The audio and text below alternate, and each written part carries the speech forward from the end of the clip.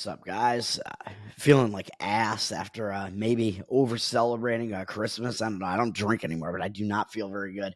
Um, Luckily, today we only have college football, 3 bowl games that are all garbage, and an NBA slate where I have one play in the NBA, and that's my only play on the day. I kind of wish that I played some of the other games on the weekend, though, like a couple of the NBA plays I was right about yesterday, and the NFL night game I was right about yesterday. Um, I would say that in the first 2 games yesterday, Kansas City and the Philadelphia Eagles, they both totally dominated those games. Like, I think they should have covered the spread. The Raiders had absolutely no offense in the game whatsoever. They had 3 points of offense in the entire game. It got to a point where before that like run that ended the game at the end, they had like 140 yards of offense, and the Chiefs had like over 300. That was a game that the way it played, it should have been like Chiefs like 26-6 or something like that. Probably it was really ridiculous. 2 defensive touchdowns from the Raiders, totally insane. And the Giants had at least 1 defensive touchdown. The Eagles were still like back and forth between actually like covering at least the smaller number or not. But the Eagles put up a much better statistical performance than the Giants did. It was kind of crazy that it was that close. And then the night game, San Francisco actually outplayed Baltimore in the first half, but Baltimore went in with the lead, and then Baltimore came out roaring in the third quarter. They had an incredible third quarter, and Baltimore absolutely won that game. So at least I was right about that one. Hey, getting back on the winning side of these picks at least there, but kind of wish that I bet it. I thought Baltimore was really undervalued, and they were at the point where they're getting 6.5 by game time. Today, let's talk about these awful bowls. The first one up is the Quick Lane Bowl in the afternoon at 2 p.m. This is Bowling Green in Minnesota. Minnesota's down from 6 to 3.5. It looks like the tickets and cash are evenly split 50-50, although I was seeing a cash discrepancy on Bowling Green for a while. And obviously, the line is dropping further towards Bowling Green. It was sitting at 4 on Minnesota for quite a while, and it's ticked down to 3.5. Minnesota's quarterback is opting out of this game, so that's the one biggest opt-out in this game is Minnesota's quarterback is not going to be playing, so he's out for this one. I lean Bowling Green in this one. I just think the game probably means more to Bowling Green, and the MAC is probably being undervalued as they usually are. The MAC hasn't done poorly in the bowl so far this year, except Eastern Michigan. Eastern Michigan got blown out, and that might be the last MAC team that played. So people are going to remember that one and be like, oh, the MAC sucks. But the rest of the MAC teams that have played this year so far have not played that poorly. Minnesota, they're actually a 5-7 team, and they got into the bowl. So that actually tends to be a slight motivating factor. That's like one of the things that might just keep me off of Bowling Green a little bit is that Minnesota, as a 5-7 team, if there aren't enough spots to fill the bowls, you can apply. Usually, like the bigger conference teams get these spots. You can be 5-7, so you're technically not bowl eligible by getting the 6 wins. But if there's not enough spots to fill the bowls, you can apply and get in as a 5-7. We've seen that happen over the years, and those teams actually tend to perform fairly well because it kind of means they want to be there. But I don't know with Minnesota, man, because even though that is the case with them, they're 5-7. They're in this bowl. They've won bowls multiple years in a row at this point. They won this bowl a few years back, although I think the players that are on the team now didn't win that bowl, but I think the players on this team have won 1 or 2 bowls in their careers already because they won bowls in the last 2 years. Minnesota also finished the season losing 4 straight games, so that doesn't look good motivation-wise. You could excuse the Ohio State one and probably the Wisconsin one, but Illinois and Purdue maybe not as excusable because they were sitting at 5-3, and then they kind of just crashed and wound up 5-7. When a team finishes really not strong like that, that also tends to be a type of team that you don't really want to play in the bowls. Bowling Green as a program, they haven't won a bowl for a while, I don't think. I think they've been in a couple recently, but the last bowl they actually won, I think, was several years back. I think if I just looked a little while ago, if I'm correct about that. Bowling Green actually had a stronger end to the season where they actually won 5 of their last 6 games, and the only loss was a 1-point loss to Toledo, and that was a game I'd pointed out that was a bad spot for Toledo. And that one, Bowling Green showed up and played pretty well in that one. That was their only loss in the remaining like half of the season. They had a really good second half, so that kind of tells me the Bowling Green might be the more motivated team here. And they don't have any like huge opt-outs on the team this year, I don't think. I think they're quarterback, running back, etc. I think they are going in this game. So my lean to in the quick lane bowl is Bowling Green slightly plus the points, and it just looks too easy to take Minnesota, really, man. Even though Minnesota has the worst record, it's a Big Ten team against a MAC team. Who's going to be taking Bowling Green in that game? I don't know. I don't think so. The first responder bowl. I don't know. I should. I kind of want to look at these sponsorships again because they're all just so ridiculous. The ServPro first responder bowl, which I believe is actually in Texas, if I'm not mistaken. So the Quick Lane Bowl is in Detroit. So that one's actually maybe slightly closer to Bowling Green than it is to Minnesota, but I don't think that's going to matter that much. The First Responder Bowl is in Texas. It's in Dallas, Texas. Both of these teams are from Texas as well, Texas State and Rice. So they might both draw like a bit of a home crowd here. I don't know where in Texas State actually is. Rice is in Houston. So Rice is about like 4 hours away from where this is, I think, something like that. But Texas State actually has gone down from 4.5 to 3.5. I saw them at 5.5 a couple days ago. Now they're down to 3.5. So looks like there might be some late line movement on Rice. Rice has 66% of the cash and 60% of the tickets on them. So the market read was looking like Texas State for a while. Now it looks like Rice. I'm not totally sure about that because, both of these teams, I think, have reasons to be motivated here. So neither of these teams, well, Rice hasn't won a bowl for several years, I think, and Texas State has never won a bowl. I think they've only been eligible for one bowl in their program history because they're pretty new to Division I, and it was during one of the COVID years where the bowl wound up not being played or something. I'm pretty sure they got into that bowl and it was scheduled, and then whatever it was, they wound up not playing it. So Texas State has not played a bowl before in program history. So I think that is a fairly big motivator when you're looking for your first bowl win. But Rice, the market looks like it's kind of leaning towards Rice a little bit, and Rice has not won a bowl, I think, probably for several years at this point. So I think there might be motivation on both sides there. And looking at their schedules, I don't like the way that Texas State finished. Texas State was doing really well early on, putting up some really high point totals. They put up a 77-point total, but it was against Jackson State, who's an FCS team. Early on, they beat Baylor early on, but that was before we knew that Baylor wasn't very good this year. So Texas State had some big wins early in the season that made them look really good and looked like they had a really good offense. I think they were 5-2 at one point. And then they finished the season 7-5. They only went 2-3 down the stretch. And they actually gave up 77 points to an FBS team, to Arkansas State, in the second to last game. So that makes me hesitate a little bit, even though they did win their final game against South Alabama. They were already bowl eligible at that point, too. And I think South Alabama obviously already was as well because they were in a bowl already, and they won easily in their bowl. So, yeah, Texas State did win that last game, but both teams in that game were bowl eligible already at that point. It was the last home game for Texas State, at least it was senior day. So I don't really like the way Texas State finished, whereas Rice actually had to win their last two games to become bowl eligible and reach 6-6 because they were sitting at 6-4. So this one's tough to predict, man. Like, normally, I would like Texas State because they have not won a bowl yet in program history, and I think maybe that's still like the biggest motivator there. But a lot of the other factors, the market doesn't look that way, and the way the team's finished doesn't look that way. So this one's tough. I'm not going to be on it. I don't know what to think about that. Really, kind of conflicting factors there. And I was going to mention, by the way, in the Bowling Green one, Bowling Green actually didn't play that week of schedule, so I think their record that they're sitting at is actually more impressive than maybe it looks because they actually played some like decent teams this year. So pointing that out.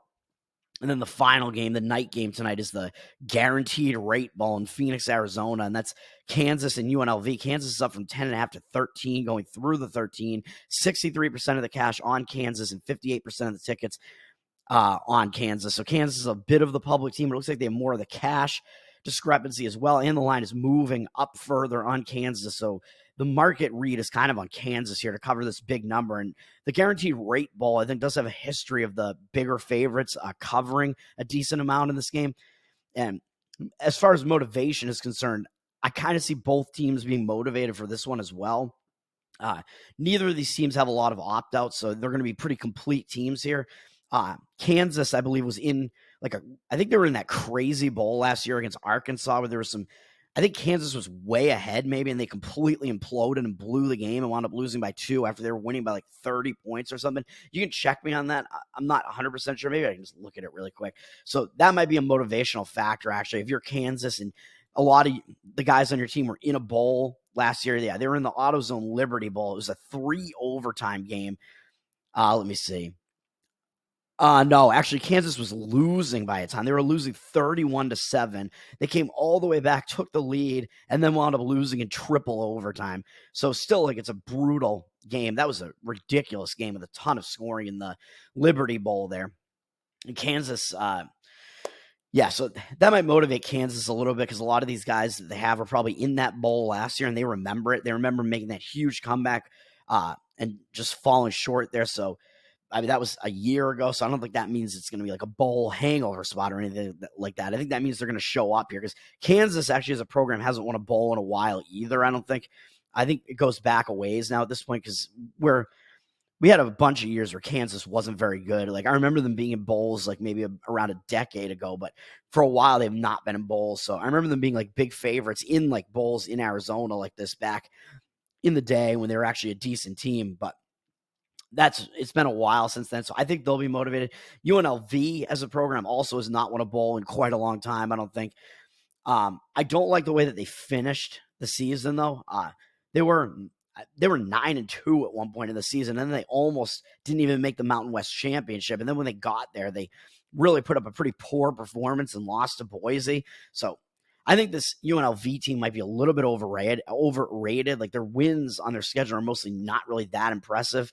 By the time they beat Air Force was like down their quarterback and kind of spiraling. It was amid that spiral there. So I don't know how good UNLV really is. And I don't love that they finished losing 2 games in a row, although this game is closer to Las Vegas than it is to Kansas. And they might draw a crowd there. And UNLV, a team that hasn't won a bowl for a while. So I kind of see them drawing a crowd here, but I think Kansas may also travel pretty well here. There are a lot of Kansas fans out there, and Kansas, they're 8-4. They didn't really have a strong finish to the season either. They were kind of just like back and forth during the season. They did start out 4-0, and I think they might have been ranked at one point, but those wins were not against very good teams. So I think they took like some losses early enough in the season. They didn't really have aspirations that were like that high. So, and you could kind of tell based on like the opt-outs here that it seems like both teams kind of want to show up here. So when it's a case like that, I think the favorite is kind of the way to lean there just because they are the much better team. And looking at the records are kind of misleading where UNLV actually has the better record by a half game or game or whatever. So people might think this is a lot of points to be laying to a UNLV team that has a pretty good record. But I think that the opposite might be true. But it does look like the public is on Kansas because they are a Big 12 team. They are the name team. But that's how I look at those bowls. Going to the NBA here. Don't really have much to say about the NBA. So this is going to be a quick video here. Most of these teams I think all of the teams on the slate didn't play on the Christmas slate last night. So I think every team here didn't play on Christmas. So they all have kind of days off here. One thing that I would say is that I lean to the Clippers slightly, but in the late game here, but I just don't want to lay 12. They're up from 11 to 12. I don't see the percentages on it yet. They're a huge favorite, but the Clippers just got blasted by the Celtics, man. They give up 140 something points. They lost by like 40 something points or 30 something points to the Celtics. Even though it is the Celtics, one of the best teams in the NBA, that's still an embarrassing loss if you lose it like that and you give up that many points. So that has me leaning to the Clippers a little bit in kind of a bounce back scenario. They might be in an angry mood, just want to take it out on the Charlotte Hornets. And the Charlotte Hornets actually had a tough game in their last game. They actually played decently against the Denver Nuggets. That was a game where Charlotte was winning early on there. I think they were winning at halftime. Then Denver really turned it on and swung it to like a huge lead in the second half, but Charlotte didn't go away, and they came almost all the way back and got to within 3 or so in the final minutes of that game. So that's a big effort for Charlotte, coming that close to making a huge comeback against Denver after you blew the early lead against Denver. That's tough. So I think it's going to be tough for Charlotte to turn around and play again right away. So I don't like Charlotte's spot that they're in there. I lean to the Clippers in that one. And then not much to comment on for the rest of these games, really. I'll just get right to it. The game that I'm actually on is going to be a repeat of a game that didn't happen that long ago. I'm on the New Orleans Pelicans, and I'm only laying 4.5 here on this. And I don't think that the Pelicans really have like many injury concerns or anything like that. I know Zion was sick recently, but I don't even know how many games he's missed or if he's missed any or if he's been out. And maybe he missed a couple, but he's back because he played in the Houston game 3 days ago. So I think Zion is back. I think all these guys are back, man. McCollum has been back for a bit. So I think New Orleans, because when you look at this line, you got to wonder why is the line where it is. It's sitting at 4.5, and back on the 19th of December, not that long ago, they were like a 7.5, 8.5 point favorite against Memphis. I think they closed 8.5. So why are they only 4.5 in this game if there aren't really any injury concerns here? What's going on there? Is it all recency bias? I think it might be a recency bias, and the market is like trying to account for the fact that Memphis has been playing really well since they got Ja back. So I think Memphis is kind of overvalued at this point coming into this game, I would have to say. New Orleans, I think, is in the much better spot because they lost that game to Memphis as a big favorite back on the 19th. That was Ja's first game, and I kind of leaned to the Pelicans in that game. The Pelicans were absolutely blowing out Memphis. They were winning by 20-something points in the second half. I think their lead was up to 24 or something, and they somehow blew the entire lead as a pretty big favorite and lost the game to Memphis. And I think when you do that, you're going to remember that. That was 3 games ago. You were the big favorite. You had the big lead against Memphis, and Memphis just erase your entire lead. That's kind of embarrassing, I think, for the Pelicans. I think that's going to focus the Pelicans. They remember that happening. They remember that game. I think they're going to want to bring it and show up. And they're laying far fewer points here. And they really dominated most of that game against Memphis, to be honest there. So I think that final score is extremely misleading. So people might look at that final score and think, hey, Memphis like really played them. Memphis beat them in New Orleans. So we'll take the points with Memphis here, right? Because they can win at New Orleans. So how are they an underdog here? And I look at it the complete opposite way, of course. New Orleans is also coming off a not very good game, the game I mentioned against Houston, but you might say that maybe it was the reverse injured player theory type of spot, or reverse sick spot, where I think Zion had missed a couple of games and he came back, from an illness, which I need to come back from an illness here. I'm losing my mind here. That was a close game, but the Pelicans were a 7.5 point favorite at home in that one, and they wound up losing the game, and the game was close the whole way. I think that's going to be a type of game where that might refocus them too, or they probably knew they were a pretty big favorite, and they lost to Houston. Having lost that game last and having lost as a similar favorite to this exact Memphis team really recently, I think those two things are going to motivate them. They're going to turn it back around, I would have to say. And when you lost this same matchup like very recently, it tends to be like a zigzag spot where Memphis is getting the benefit in the line being way shorter than it was in that first game, and they're the team that has all the adjustments to make. Now they saw New Orleans is the team that can make all the adjustments because they lost to Memphis. New Orleans. Because we're getting a shorter line on New Orleans there. They just lost in the same matchup to Memphis a few games back. It becomes like a zigzag spot, like I said. So you get the benefit in the line, and New Orleans is the team that can make the adjustments. Now they saw what Memphis is doing with Ja. They're going to have something planned for him this time. I think they're going to have a much better game this time. So I like it. It's the zigzag type of spot there. And for Memphis, they're on a roll. They've just been winning a bunch of games since they got Ja back, and they also haven't played since the 23rd. I think they probably remember they did just go into New Orleans' house and beat them. And are they going to have a little bit of a look ahead because they have Denver up next, and they did just beat this New Orleans team in their house? So are they going to be looking ahead to Denver 2 days from now, and then the LA Clippers the game after that? Maybe. It's possible that they take New Orleans a little bit lightly here because they already won that game in New Orleans a few games ago, and then have Denver up next. And since Ja has come back, Memphis, I don't think their wins are really that impressive. They beat Indiana and they beat Atlanta, who hasn't really been playing that well. So I don't know how much stock you can put into that. I think Ja played in both of those games, but his statistics, he was not the high scorer in those games, at least. So I don't even know, actually. Yeah, it looks like he did. So that's the handicap there. That's the one game I'm on today. Hopefully that makes sense. I'm laying -4.5 with the New Orleans Pelicans. Let's get a win. Let's go 1-0 tonight, man. Let's do it. I like the spot. Oh, and I like the market read on this as well. So I forgot to mention that before I got out here. The Pelicans look like they've gone up from 4 to 5 at home, and the Grizzlies have 77% of the tickets and 58% of the cash on them. So it looks like there's reverse line movement on the Pelicans as actually an anti-public home favorite now, with the Grizzlies getting the public action and significantly less of the cash discrepancy on the Grizzlies. So the market looks like a good market read. It looks like a good spot to me. I like all those components that are going into this. Everything I just said, I like it. New Orleans Pelicans -4.5, man. Have a great Tuesday. Let's boost my immune system and let's not stress me out here. Let's get an easy win this time, please. Come on. Peace out.